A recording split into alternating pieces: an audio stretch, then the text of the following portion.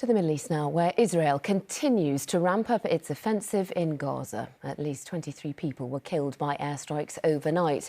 And this lunchtime, there are fears for dozens more trapped in the rubble of a residential block in the north of the Strip. Rescuers and volunteers have been digging through the wreckage by hand, looking for survivors. But at least 9 are known to have been killed.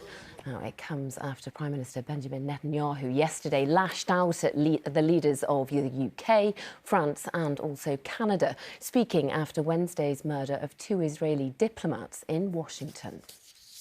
I say to President Macron, Prime Minister Carney and Prime Minister Starmer, when mass murderers, rapists, baby killers and kidnappers thank you, you're on the wrong side of justice.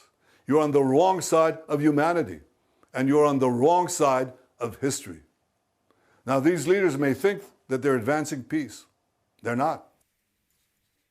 Well, our correspondent John Ray has been following developments. John, what has been the reaction to that stinging rebuke? Well, from the French, a very strong reaction. They've called Mr Netanyahu's speech completely outrageous and justified. Here, though, from Number 10, no sign that they want to get into any kind of war of words. Keir Starmer has condemned that murder, that double murder in Washington. He said that the evil of anti-Semitic violence needs to be stamped out wherever it takes place. But beyond that, really quite a muted response from ministers on what was an extraordinary attack on leaders of traditionally friendly neighbours.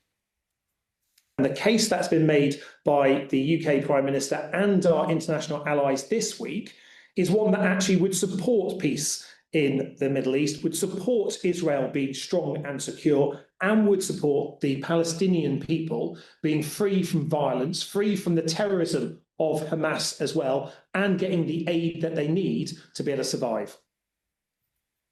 Now, though Netanyahu mentioned Starmer, Macron and Carney by name, actually that was a message mostly aimed at Donald Trump. Why? Well, because the only ally that Israel is really worried about is the United States. I think there is concern from Netanyahu that there is a little bit of a gap beginning to appear with the United States on Gaza, where Trump is worried about the damage of this war, would really like to see more aid getting in, and particularly on Iran. Today in Rome, separate talks are taking place over a potential deal on Iran's nuclear industry.